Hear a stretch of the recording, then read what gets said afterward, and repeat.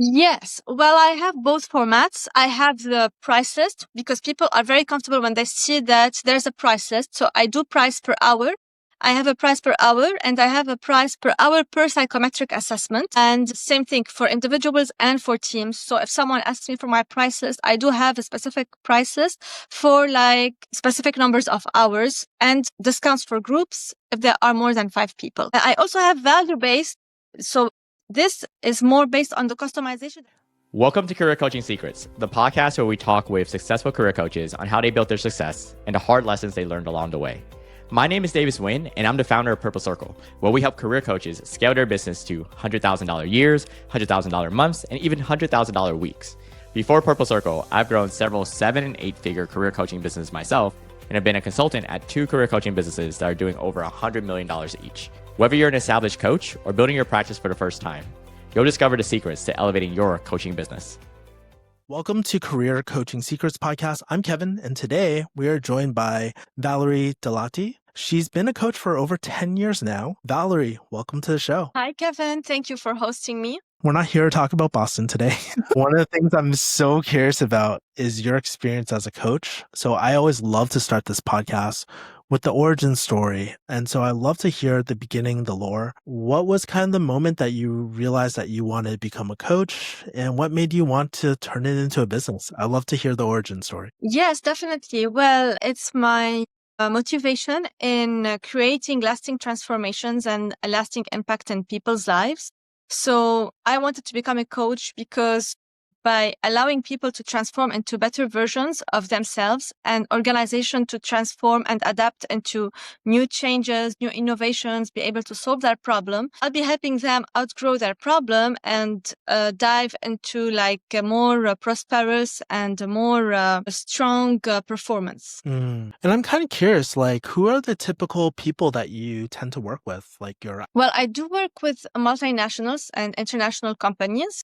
And I do work with professionals. So I can work with individuals and I can work with groups and with various cultures. So international companies usually have multicultural teams. So I'm very comfortable working with like the upper board and C-suite management on their organizational development and corporate objectives. And what kind of problems do a lot of these like people have, I guess, for these C-suites and executives and all that? What kind of problems do you notice that you're helping them through? Well, yeah, to each company has its own, but sometimes, for example, you have a simple problem as decision making. So some people like struggle in taking decisions, and you have the paralysis of analysis. So what is the paralysis of analysis is when someone is so hungry for information that they spend so much time researching and processing information to a point where like they're not able to synthesize, to analyze, and to take decisions based on the facts that they have. They're always searching for more. And this is why they become paralyzed, like, okay, and why this happened, why that happened. So we help them really understand what is the right amount of information that they should have when they want to make decisions for their companies. What are the facts that they should rely on? How much time do they need? Because respecting deadlines is important, and overstretching deadlines because of the paralysis of analysis is like a hurdle to companies' performance and progress. So this is like, it could be an example, the decision making and the paralysis of analysis. A second example could be sometimes you have dysfunctional teams. So teams who do not work in harmony, departments who do not coordinate in silos. And this is where, for example, we work on bringing harmony and alignment across the teams, being from the soft skills perspective, communication skills, conflict transformation, or from the operational perspective, making sure that the process across the department is effective and efficient. And based off your experience, what do you feel like your unique approach to coaching is versus like other coaches? I guess your magic touch that like a lot of clients might feel when working with you. What do you feel like that is? Well, the first thing is I am so focused on understanding before recommending and before guiding. So I really do have to understand what is the person like's motives. So what are their triggers? Why they're interested in coaching? What do they expect from mentoring? I need to understand their expectations, their motives, their triggers, their pleasure points as much as their pain point. So I give so much attention in the diagnosis part before I helping them through questions and through recommendations and references to like self-generate their own answers and self-generate their own solutions. Because as a coach and as a mentor, my role is not to dictate and to tell you what to do like in kindergarten. My role is to create this awakening moment that will help you come to your own conclusion that this is what needs to be done. These are recommendations that I would lay in front of you. However, the person has to be convinced. So after the diagnosis comes the guidance. After the guidance comes the harmony. The person has to feel that they're convinced that what they're going through aligns with their values, aligns with their vision, aligns with their mission. So it's not about a one-time solution. It's about the whole journey that I want my customer to go through and to walk through to make sure that they're really reaching the self-actualization goals that they want. So it's beyond meeting KPIs. It's about like a transformative journey, a growth journey, and shaping them into like bettering themselves to fit into what they're really aspiring to become, whether for their businesses or for them as individuals. I see. So both on the personal level and business level, it seems like. Excuse me? I said both on the personal level and on the business level, it seems like. Yes, this is what I mentioned. I work with like professionals, individual persons. It depends on their goals and objectives, why they want to be coached, why they want the guidance of a mentor, or a corporate level. We look at the company's portfolio and profile and see, okay, where is the company now? What's the direction that the company wants to be heading towards? Where are some transformations that the company is interested in? Are there like transformation that they want to conclude, or sometimes they're imposed because of force majeure? Like so many companies during COVID had to transform their business model to be able to strive into sudden environmental change. So many people had to design virtual solutions. So some transformations were forced. Not all transformations were organic. And I help my customers navigate and don't feel like this forcedness and this force majeure is like discomforting them and making sure that they are comfortable even if it's a force majeure. I see. And I'm so curious, like, okay, through these 10 years, you've obviously got different clients and you have like more of the personal people and more corporate people as well. And so I'm very curious about your marketing. And so how do people usually find you, and what, like, what does that customer journey look like? Yes, well, I know now all the hype is about AI sales generating leads. However, my most customers and client base have been from warm referrals. So from a network that grew organically and from social circles, people who got to meet me in person and be interested in my own insights and input and felt comfortable opening up to me. Because, you know, in coaching and in consulting, it's not like you're selling like a pen. A pen, you don't need too much time to like decide about it. When you're a coach and consultant, people open up about their pain points, about their challenges. People allow themselves to be vulnerable in front of you, being their corporate vulnerability or their personal vulnerability. And my most successful clients and stories have been from organic and warm referrals and organic social networks, because people have been like used and comfortable to open up and work with me. So like, it seems like, yes, referrals, and then also going to in real life events from what it sounds like. Yes. And I mean, like day-to-day social presence in whether on the professional level or on the social level, or sometimes like if people cannot see you day-to-day, sometimes like a conversation. So introductory and discovery meetings do help a lot in creating and generating interest. So people who like navigate LinkedIn and are interested in meeting me via LinkedIn or other social networks, sometimes a 2-hour introductory meeting and discovery meeting makes them feel very comfortable to open up about like their corporate challenges and want to work with me on consulting and learning solutions. Same things for individuals. Even though like definitely people should give a try with AI lead generation, this doesn't remove the fact that like, okay, trying the AI e-commerce approach can be like motivate people to be curious to talk to you.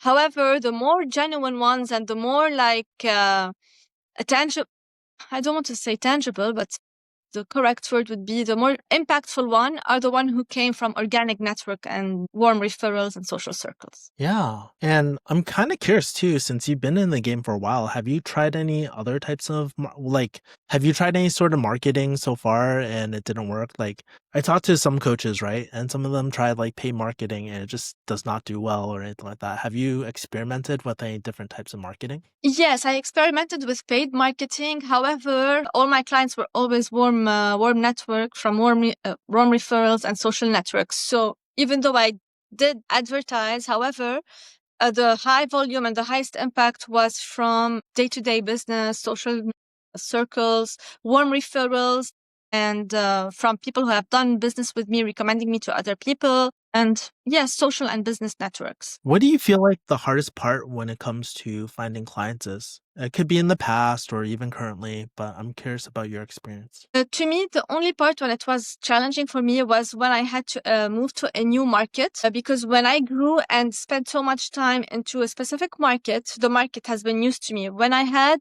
because of force majeure, to completely shift into a new market, I had no new connections in that market and I had to do everything and build the momentum back from scratch. It was so much personalized effort because also like working with online channels, people do not know me. Like they haven't met me. What I see is a picture or a face of me or like a little video of me or what they see on the website or social media challenge from the interviews and so forth. It's not the same that would motivate them to call me and, hey, we'd like to see you. We'd like to discuss this point with you. So it took me more time to build the momentum in a new market.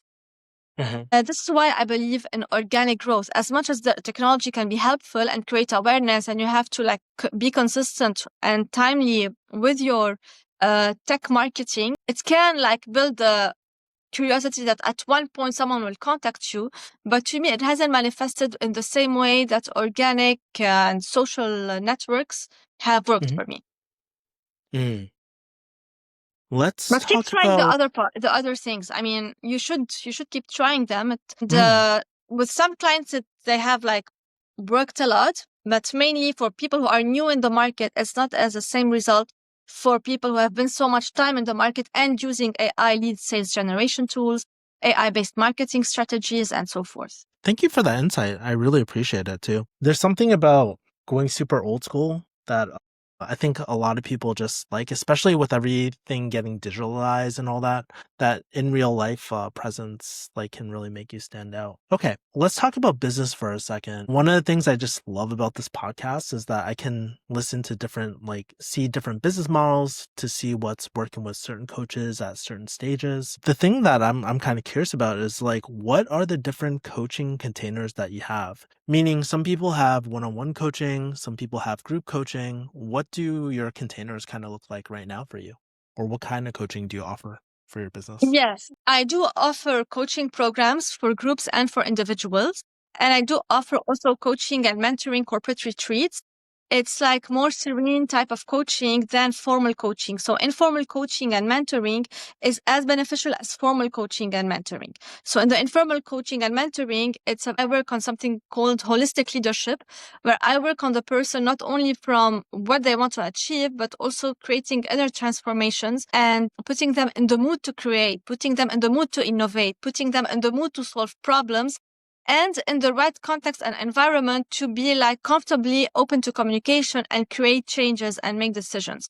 So I do have both formats, formal and informal coaching programs and coaching sessions. It can be just a few hours, or it can be a program that is stretched with observation and KPI monitoring and change monitoring throughout 6 months or a year. So it depends really on the goal that the clients want to work on. And I do work with groups, and I do like with teams, being the board, the C-suite, being maybe sometimes the CEO by himself, so individuals as well, or being independent people who are, for example, want to go through a change, they want to change their career, or they're facing obstacles in their career and they need like a few coaching sessions. So I have from well concise and precise coaching and mentoring programs, formal and informal for corporates and for teams, to like loose or if you want selective coaching sessions for individuals based on their specific objectives. Yeah, and one of the interesting things about your coaching business is that you have a variety of both like kind of more clients that are on the personal end and some that are on the like more corporate C-suite end and whatnot. You don't have to give specific numbers, right? But like, I'm very curious about how you go about pricing or any sort of pricing strategies, because I know some coaches, like when they're beginning, a lot of times they go toward hourly coaching, but then I see other people who do value-based, right? And so there's all these different models and stuff. Like, how did you decide your pricing, I guess, and decide the initial pricing for these? Yes. Well, I have both formats. I have the price list because people are very comfortable when they see that there's a price list. So I do price per hour. I have a price per hour and I have a price per hour per psychometric assessment. And same thing for individuals and for teams. So if someone asks me for my price list, I do have a specific price list for like specific numbers of hours and discounts for groups if there are more than 5 people. I also have value based. So this is more based on the customization that's required. So as I mentioned, if a company is looking to create a specific change and go through transformations to be able to reach the change that they want to reach, then I have to customize a program for them. And this is how I value base the price. So I have both model. It really depends on the objective and what the client wants to achieve. But you need to have a price list because clients are more comfortable when they know that this is the base point that you have. So even when you want to submit a proposal to the client, even if it's customized, they need to see that it is from a specific base.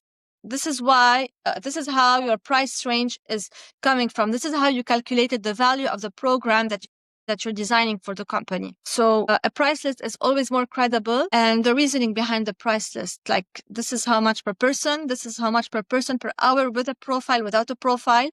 If you're a group, this is the discount. Now, if I am to customize a program for you, you know the basics of the price list. We will work like you already have an expectation on how like working in high volume, committing to 1 year or committing to 6 months with you, the price range would be. So, and what would components we would add, what components we would work around.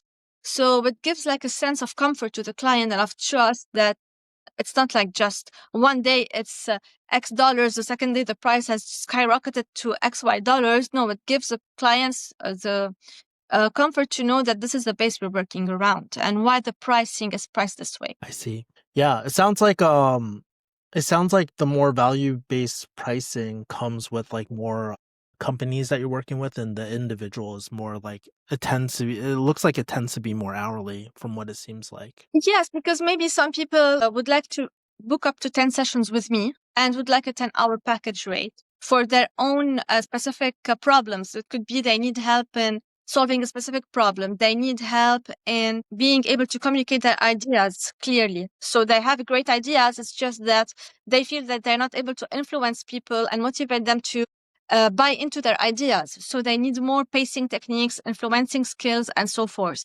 So this is why it depends really on the objective. So when someone knows, okay, this is the hourly rate and we need to have like, it depends also how much we need to work on, how much condensed is the topic. So I need to book like 10 hours with you. Okay, great. This is the pricing per hour. We can book pricing for 10 hours. And this is how it would be. With other company, there's so much customization. You have coaching and workshops. And after coaching and workshop, you have on-site observations. After on-site information and reporting, you have data collection. If they are like working on a specific system and you need to see reports and monitor and recoach based on the results from the report. Sometimes there are mystery shopper programs that are involved and reports that are generated based on mystery shopper program reports. So it really depends for companies, value-based coaching. However, the price list is there. So they have an idea how the price would be worked around, even if it's value-based. Yeah. Okay. One of the other questions I have for you are like your personal future goals and where you want your coaching business to take you. I guess in the next few years, where do you want your coaching business to take you? Do you have any secret dreams, big ambitions no one knows about? Very curious there. Well, I do have for the coming 1 to 3 years, my top 4 goals. And the first one is working on the development of holistic leadership. So what I mean by holistic leadership is really integrating the best practices through workshops and consulting initiatives and adequate activities for organizations and individuals. The second objective would be holding executive and impactful and empowering C-suite projects with international companies, then being able to like help them strive and help them navigate their upcoming goals. I do like a challenge. I mean, I can work on simple developmental goals, but I do enjoy a high impact challenge. It's also my third goal would be creating and publishing my own e-library. So creating this kind of starting with an e-library, later on evolving into a virtual academy, and definitely integrating the best AI practices, technology, and methodologies with meta learning that are like very gamified, interactive, and call to action learning practices. So you already know the Talent Lab Consulting and Learning. We are an educative business and a transformative business. So we do create transformation in organizations and people's lives. So these are the top 4 objectives and goals for the upcoming 3 years, 1 to 3 years. See. So it sounds like a lot of digital assets right now. That's what you're kind of focusing on, seems like. I'm focused on both, like holistic leadership includes lots of lifestyle integration, integrated practices. And what I mean by lifestyle integrated practices, it can be like work components, health and fitness components, social relationships components, strategic partnership components. So when I work on the holistic leadership model, I work it's based from something called the wheel of life, and how as a leaders and as people, we are evolving and transforming our lives and impacting other people's lives in a more positive way. So I do have a lot of one-to-one and personalized and transformative self-actualized practices, and I do have the digital ones, of course. I see. One of the things let's move on to the next segment, Valerie. One of the things that you get from me as a host, because there's a few hosts for this podcast, but with me, I like to play games. And so one of the games I really like to play is good investment, bad investment. So basically, I'm so curious about the best thing you spent your money on for a coaching business and the worst thing that you spent your money on that you kind of wish you got your money back from. It could be coaching, it could be training, it could be ads, it could be team members, it could be masterminds, anything that comes to mind. But I'm curious about your best investment and worst investment, if you're open to it.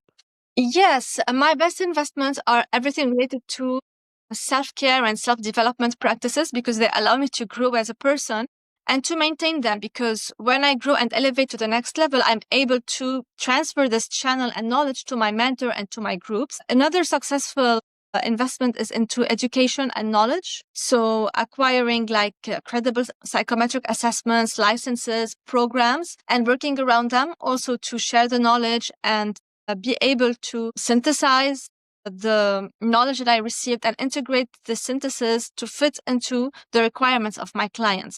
So definitely the top best investments for any coach, I would say, is to invest in self-care and self-developmental practice so they grow as a person and I grow to like have an open mind, have a receptive approach, and like really be able to channel this open-mindedness, this receptivity, this agility, because, you know, sometimes even if you have the technical skills, but if you do not have the developmental skills that will allow you to work around the technical skills, you might become obsolete. And what I mean by obsolete is why some organizations are very successful and then at some point they lose their spark. It's because at some point they didn't navigate a difficulty in a way that other companies did. And this is why some companies thrive through challenge and other companies just close their doors. So you wouldn't want, even if you're technically great, to be the company who's closing their door. You would want to be the company who transforms and be able to mold your services into new solutions and new offerings that can fit into the market trend, even if you're a creator, market initiator. But sometimes, as I mentioned, there are force measures that would force you to go into transformations that shouldn't be like door closers for your business. So self-development, self-care, and definitely knowledge and education. Keep the learning alive. That's for sure. A worst investment that I did. Now, I don't want to demotivate people from registering in networking groups and networking businesses. But for me, people felt like it's like the composition of the group isn't balanced, because in any groups, you need to have supply and demand. If you are all supplier and there is no demand in the group, then who are we going to work with? Do you see? So lots of networking groups are supplier-based networking groups. You do not have like businesses who have demand for work. So for me, for someone who wanted to open up into and integrate into new markets, I felt like we're all suppliers, but no one is demanding the work. So if we're all looking for work and new opportunities, where are the opportunities? So we're all suppliers and there's no demand. And where, in the market, you need to work based on supply and demand. So I wouldn't advise like registering in networking groups is an expectation for people to invest their time and money in. I would motivate them to like consider networking as part of social component and schedule them like after business hours, and not to take them too seriously because they're not result generating, because you will find yourself in a pool of other suppliers who are looking to explore the opportunities. But where is the demand? Where are the opportunities? A decent or a healthy investment in a networking group would be a network where you have both suppliers and supply and demand. But if you invest lots of money in joining several networking groups to grow your circle in a pool that's only suppliers, you would end up with a high suppliers list. Where's the demand? So there are other approach of attracting clients, of attracting opportunities, of growing into new markets, and it's definitely not through networking groups. Sorry to disappoint you about this. No, I'm not disappointed at all. It sounds like when you went to these networking events and whatnot, there were just like no your potential customers aren't really there. I felt like I was growing my suppliers list. However, I didn't feel like I'm broadening my opportunities and broadening my integration in the market. So it's not definitely the place to conquer the market. I see. Okay. All right. Thanks for sharing the best investment, worst investment. Last question. So knock on wood, I hope this doesn't happen to you, Valerie. But if, let's say your business disappears overnight, let's say if you had to start over, you have 0 followers, 0 clients, none of the relationships that you have right now, but you have all the wisdom that you have. What would your first 90 days kind of look like if you had to rebuild your coaching business? What would my first 90 days look like if I have to rebuild my coaching business from scratch? Yeah. Let's say you're day one Valerie all over again. I like your question. In fact, I would definitely work on new marketing and broadcast and outreach perspective, because eventually, it's like if your garden has been burned, you would need to like repurchase new fertilizers and new soils to like replant, because the best of the seeds cannot grow without a supporting milieu. So even if I have the best knowledge, the best credentials, the best everything, I can give you the top programs in which I'm licensed, and I have the best psychometric assessment for you to conduct your profile and coach you and generate reports. If the environment is not the right environment for you, you will not grow. So the first thing I want to make sure is that my seeds are planted where they should be planted. Because, if you're a shark and you're strong and you're out of the water, what would happen to you? Is it the right environment to be out of the water, or you should be in the water? Definitely, you should be in the water. If you're an eagle who is thriving, and I just take the seagull and place it in the swimming pool, what would happen to the eagle? Is the water the right environment for the eagle? Yes or no? So you can be as strong and as thriving as you are, but if it's not the right environment for you, it will kill you. So the first thing that I would make sure is that the soil in which I'm in is the right soil for me. It's the right place to be. So am I where I should be, or should I move or be someplace else? So what changes to my network should I make as well? Because as they say, your network is your net worth. So after identifying the soil or the environment, number one. Number two is the surrounding. So what am I surrounded with? How can my network help me grow into the next level of my life? So environment and surrounding are the top 2 things that I would consider, and I would spend my 90 days on studying if this is the right fit for me, or if I should relocate, make changes in my network, make changes in my environment, because I don't want to have a hamster effect when I'm constantly like, the hamster when he's in this wheel, he's doing effort, and the wheel is turning around. And the end, what's the result? No result. Too much work, too much effort, and still he's the same place. I don't want to be a hamster, so I want to thrive in the right environment. And if this means cutting the people who are toxic for me, I will. If this means relocating and changing environment, I will. So decisions have to be done in order to avoid this burnout. Is there a certain environment that you feel like, you've been in business for about 10 years, right? And so are there certain environments that you notice that you thrive in? I'm sorry, I couldn't hear you well. Are there certain environments that you feel like you thrive in? I mean, you've been in business for 10 years, so I'm sure you've experienced quite a bit. So have you noticed any of those environments that you really thrive in? Well, I do strive in environments with whom my values align. And this is where one of the most important exercises that I like to conduct to corporations is something called the work on window values. It's a model that shows if we have like value alignment before we start working. Because if I am a transformative coach and the culture in the company is very controlling and hierarchical, then the transformation that I bring will not be able to be properly integrated if the monopoly of decision making is concentrated in only one person. So is it so some things have to be worked on to see how I need to work with the management.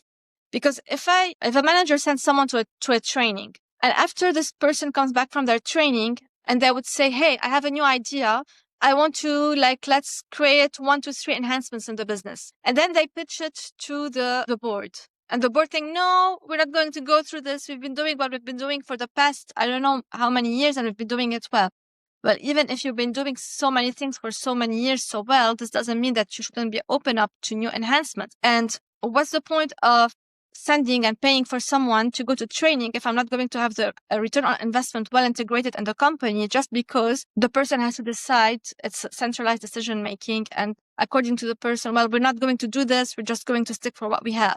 Well, you're here to learn new things. Okay, things have been successful for you. Build on them even more. So this is the number thing I work on is starting with the top management, working on company culture and company values before I start integrating into solutions. And this is why some environments have been more thriving than others, because the environment that have been more thriving than others are the environment who are more receptive to have horizontal growth, not just vertical and imposed decisions that are skyrocketed from up down. Cool. Last question for you, Valerie. How can people find you and how can people connect with you?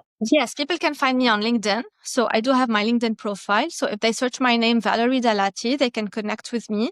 And they can also schedule a virtual introductory meeting. So under my name, there's something called schedule a virtual meeting. So in this virtual meeting is an introductory and discovery meeting. I get to connect with people, see what their interests are, and see how I can help them in their journey, in their career and professional growth.